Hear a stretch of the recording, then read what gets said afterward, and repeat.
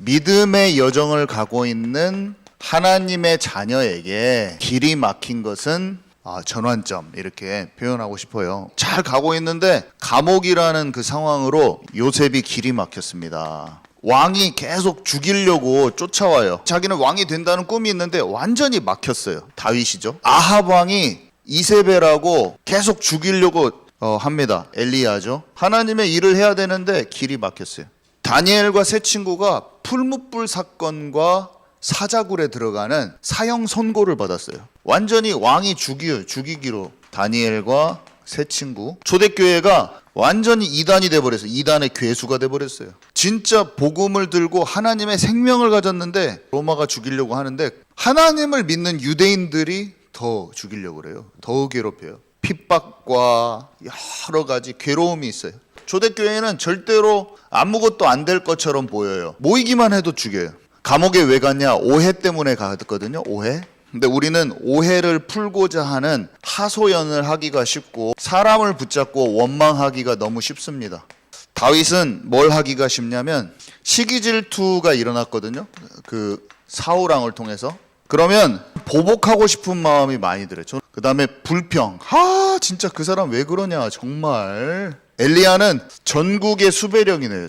어디를 가도 못 있어요. 그러면은 좌절하기 쉽죠. 낙담하기 쉬워요. 낭망하기 쉬워요. 이런 인생에 길이 막히면 사람은 마음에 이렇게 다 힘든 일이 생깁니다. 왕이 자기의 권력, 잘못된 권력을 남용하고 신하들이 모함을 했어요. 다니엘이 높은 위치에 있으니까 너무 꼴보기 싫은 거야. 불신앙에 들 수 있어요. 믿으면서도 불신앙 들기 너무 쉬워요. 우리가 이 상황이 어려우니까. 초대교회는 얼마나 억울합니까? 생명을 가졌는데 거꾸로 이단이 돼버려요. 억울하면 어떻게 돼요? 죽이니까 도망치고 싶죠. 그 자리를 피하고 싶죠. 이런 상황들이 생겨요.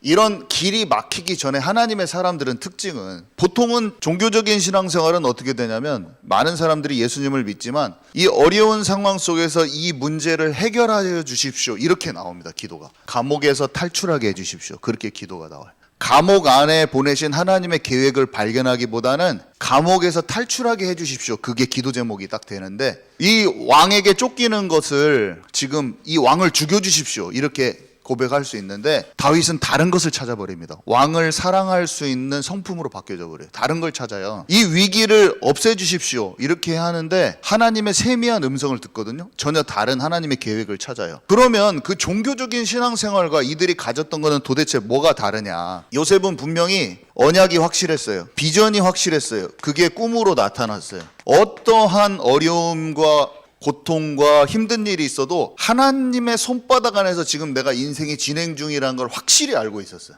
그게 큰 차이예요. 그게 종교인과 예수를 진짜 믿은 것과의 차이. 저는 예수님을 믿고 언약이 깊이 발견되어져서 성령과 뚜벅뚜벅 24시간 동행하지 않으니까 하나님을 믿고 내가 하나님 뜻대로 살고 하나님의 영광을 돌리기 위해서 살겠습니다 했지만, 영국 가서 가장 어려운 일이 만나지니까 하나님과 함께 하지 않는 내 10년 가운데 나는 어떻게 되냐? 경제를 빨리 해결해 주십시오. 저의 갈 길을 알려주시, 막 눈물을 흘리면서 괴로워하면서 그런 종교심으로 기도를 하고 있던 제 자신을 만났는데, 저는 그때 뭘 발견했냐면 뭔가 이 사람들과의 그 믿음이 나는 좀 다르다, 좀 갭이 있다는 걸 그때 깨달았어요. 내가 방황하고 있구나. 하나님을 믿는다고 했지만 나의 의지적인 결단과 나의 종교적인 생활과 행위로 내가 신앙생활을 했지 뭔가 참된 것이 시작되지 않았다는 것을 알게 됐어요. 그 알게 된 것만 해도 저는 너무나 은혜였어요. 그때는. 여러분 잘 봐야 됩니다. 이들은 이미 여기에 가기 전에 하나님과 진짜 함께함을 알았어요. 함께하는 게 시작이거든요. 예수 믿으면 더 이상 너희가 고아가 아니라 너희는 나의 자녀라. 오늘 완전히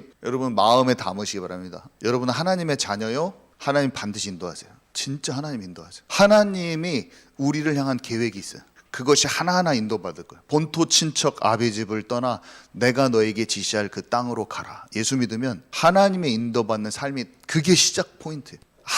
아무리 광야길이 척박하고 황량하고 세상 나라와 비교해서 실망스러울지 모르겠지만 그곳에서 단을 쌓는 비밀, 하나님이 나를 분명히 인도해. 자기의 연약함마저도 아직 있어. 연약함이 있어도 괜찮아요. 아직 내가 다듬어지지 않는 부분이 있어도 괜찮아요. 남들이 막 좀 뭐라고 해도 그것에 뭐 참고는 해야 되지만 너무 실망할 필요는 없어요. 내가 그것이 가면서 이게 치유되는 거거든요. 가면서 바꿔지게 돼 있어요. 사람들은 막 여러분 뭐라고 할 수도 있습니다. 하나님이 나를 이끄시는 삶 속에 푹 들어가서 하나님이 원하시는 걸 찾고 나는 다듬어질 것이다. 이 고백을 찾고 하세요. 하나님과 함께하는 그 오직 속으로 누구보다, 요셉은 형들보다, 다윗은 진짜 주변에, 사울왕 주변에 어떤 부하들보다 정말 하나님과 함께하는 그 속으로 찾아 들어가는 있었어요. 딱 달라졌어요. 아직 영과 혼과 육이 키가 자라고 마음도 성숙해 가야 될 부분이 있었지만 뭐가 달랐냐면 소망이 하나님께 딱 있었어요. 마음의 소망이. 그게 큰 차이점이었어요. 연약해도 상관없어요. 실수 많아도 상관없어요. 다듬어지지 않은 부분이 있어도 상관없어요. 하나님, 그래도 나의 소망은 오직 하나님뿐입니다. 나를 향한 뜻과 계획이 너무 소중한 거예요. 나의 인생의 목적이 아니라 나를 향한 하나님의 뜻과 계획이, 저는 그것을 알기 원해요. 이런 마음이 있었어요. 그러면서 다니엘서 1장 8절에 뜻을 정하여 그 마음과 생각을 정해버린 거예요. 그 사람들의 특징은 세상의 수많은 문화 속에서, 세상에서 내 마음을 분산시킬 수 있는 수많은 그것 속에서 다니엘은 마음과 생각의 뜻을 정해버렸어요. 마음과 생각을 하나님께 고정해버렸어요. 뜻을 정했어요. 절대 눈에 보이는 대로 안 돼. 하나님의 약속대로 돼. 하나님의 말씀대로 돼. 정말 하나님의 나라가 이루어지고 하나님의 나라의 백성들이 생겨지고 이 확장될 하나님의 나라가 있어. 나를 향한 뜻과 계획이 있어. 구체화된 그곳이 있어. 내 소망은 거기야. 하나님의 인도받아서 나는 거기로 가야지. 그러면서 단을 쌓았어. 오늘 또 하나님의 음성 듣기를 원합니다. 오늘 또 저는 세상의 방식보다는 하나님의 뜻을 따르기 원해요. 조카 롯하고 갈등이 생기기도 하고, 자기 방법 써서 나중에 이스마엘을 낳기도 하고, 응답으로 받은 것이 또 내 주인이 되면 안 돼. 그걸 내놓으라고 하시는 하나님 앞에 내가 받은 그 하나의 응답을 내놓기도 하고, 하나하나씩 자기가 단련이 되고 정금이 되는 과정을 거쳤어요. 절대 실망하지 마세요. 나의 연약함과 안 되는 모습과 내 방법 써서 실패한 것에 너무 좌절하지 마시고, 하나님의 사람들도 다 그 과정을 거쳤어요. 괜찮아요. 조금 신앙생활 많이 했는데 또 그런 나의 연약함을 또 만날 수도 있어요. 그 부족한 내 모습이 기준이 된다면, 제가 훌륭한 자가 돼서 여기 서야 된다면 저는 여기 못 서요. 부족해서 치유받아가고 있는 그 한 사람으로서 서 있을 뿐이에요. 하나님 앞에 나에게는 이 소망이 있어서 끝까지 이 믿음의 경주를 걸을 것이다 라는 그 증인으로 서 있어요. 제가 오늘 예수 그리스도가 너무 필요하다. 날마다 성령 충만 받아야 되고, 나는 깎여지고 치유받아져 가고, 이 믿음의 경주를, 실수 많고 연약함이 많지만 나는 이 경주를 끝까지 완주할 것이다 라는 증인으로 여기 서 있는 거예요. 그래서 여러분들의 연약함을 보고 좌절하지도 마시고 실망하지도 마시고, 우리는 나의 미성숙함을 보는 게 아니라 하나님의 것을 찾고 들어가는 거기에 소망에 딱 그것을 딱 가져야 되는 거예요. 여정 가운데 우리를 완성시키시고 성숙해 하시는 하나님이 우리 여정을 이끄시는 거예요. 우리는 이것을 꼭 찾읍시다.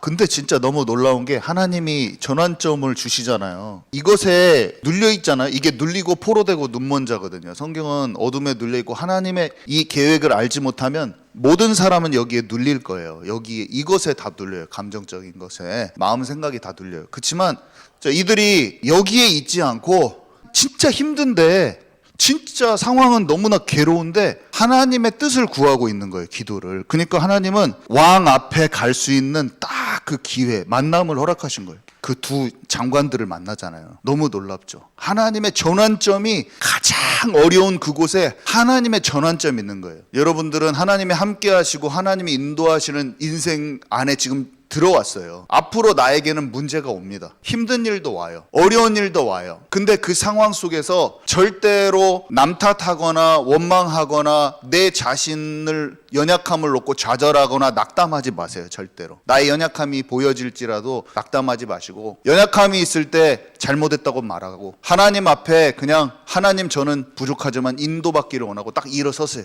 딱 일어서는 거예요. 그리고 하나님께 질문하세요. 하나님의 계획을 저는 알기를 원합니다. 하나님이 저를 어떻게 인도하실지 알기 원합니다. 그러면 눌려있을 때는 보지 못하는 이런 게 딱 보여지는 거예요. 내 마음이 자유롭고 평안하고 하나님이 주시는 평강과 여유로움이 있을 때 사람과 사건과 문제들이 하나님의 뜻이 올바로 보여지더라고요. 내 자신이 눌려있으면 잘 안 보여요. 근데 비록 내가 연약해도 하나님께 질문하고 있잖아요. 그러면 알아져요. 어둠이 싹 물러가면서 참 답답하고 그런 나의 모습 것들과 상황들이 쫙 물러가면서 하나님의 진짜 원하시는 게 보인다니까요. 우리는 이거를 찾아야 돼요. 보복하려고 있는 마음이면 자기한테 와 있는 복을 몰라요. 지금 도적대 같이 다윗 옆에 모여들었던 사람들은 완전 거짓대야.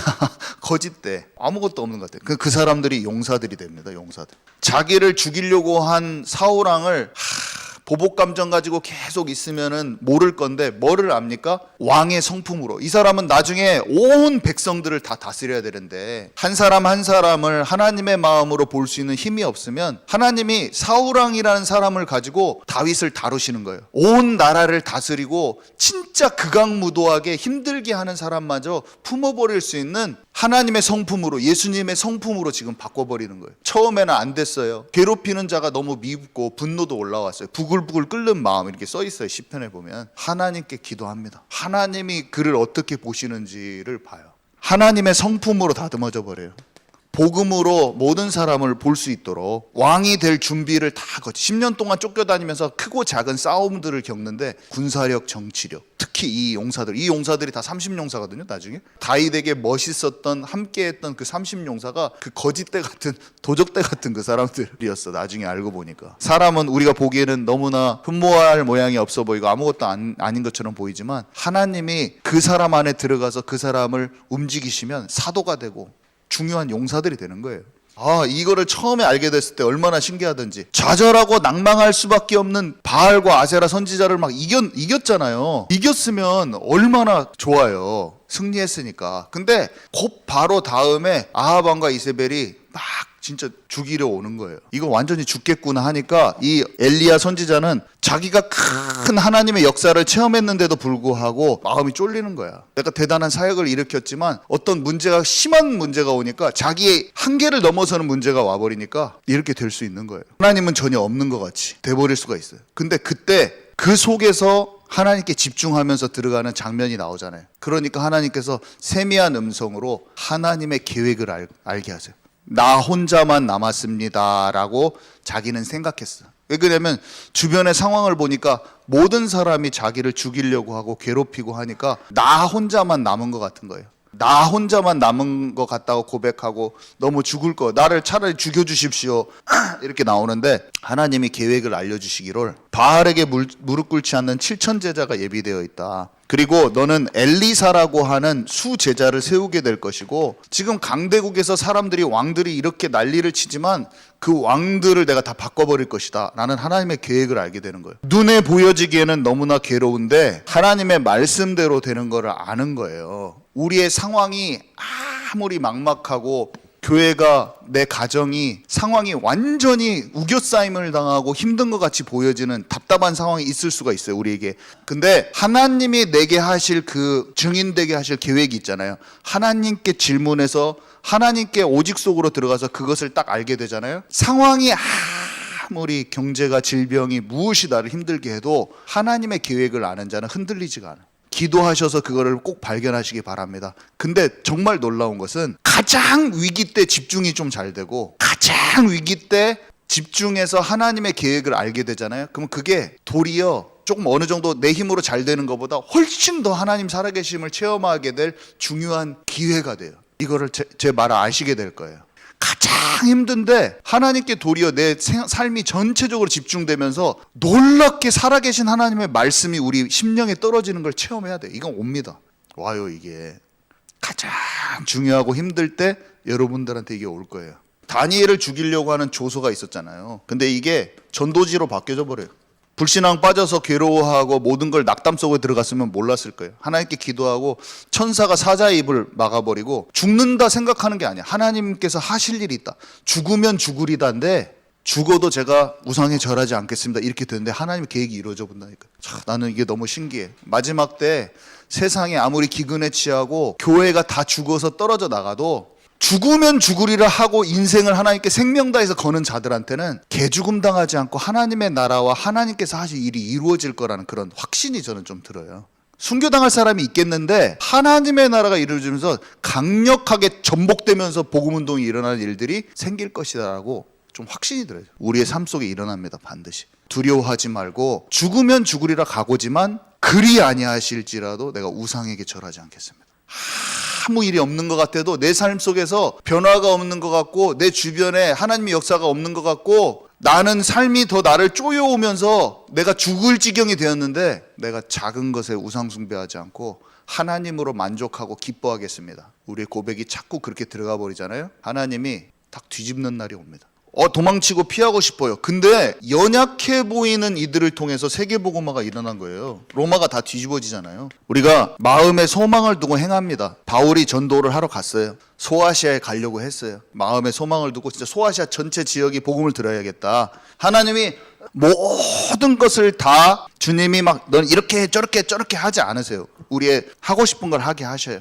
그렇지만 하나님의 중요한 계획으로 이끄셔요. 그러니까 하나님의 준비된 것을 모르고 내가 더 앞서 나갈 수가 있잖아요. 바울은 아직 소아시아의 제자들을 만나서 제자들을 충분히 확립시킬 만한 전도의 그런 훈련을 받지가 않았어요. 아직은. 그래서 하나님께서 먼저 뭐를 원하시냐면 마게도냐 쪽 빌립보, 데살로니가, 고린도를 통해서 영접 운동도 일어나 보고 말씀 운동도 해보고 제자들도 확립시켜보고 자기가 데리고 있는 소수의 팀들을 같이 이동도 해보고 그 지역의 교회를 세워보고 이런 것을 차근차근히 확립하고 경험케 하신 거예요. 열정도 있고 다 해야 되지만 하나님이 보셨을 때는 너는 이렇게 해서 이 세 지역, 최소한 그 세 지역에 복음이 전체가 들려지고 제자가 찾아지고 교회가 세워지는 리더들이 확립되어지는 걸 좀 경험해야 소아시아 전체를 공략할 수 있는 그림과 제자들을 단번에 확립시킬 수 있다는 것을 하나님은 더 잘 알고 있어요. 그래서 처음에 가려고 했던 소아시아를 못 가게 하셨던 것은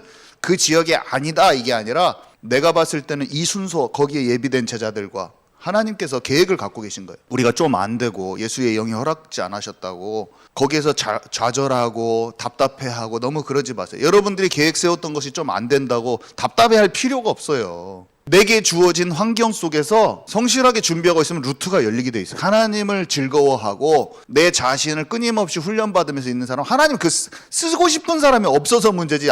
지금 막 다 쓰시고 싶어. 갈 데가 천지인데. 근데 너무나 내가 앞서 할 필요도 없어요. 제가 봤을 때는. 하나님이 먼저 보내셔버려요. 우리가 이런 감정적인 어려움들이 무조건 옵니다. 힘들 수도 있어요. 그렇지만 다시 한번 오늘 말씀 통해서 벗어버리세요. 하나님이 원하시는 대로 그냥 차근차근 준비하시고 마음껏 하나님이 쓰실 수 있는 그릇으로 우리를 준비합시다. 마음껏 쓰실 수 있는 씨앗 가진 자로 우리를 준비합시다.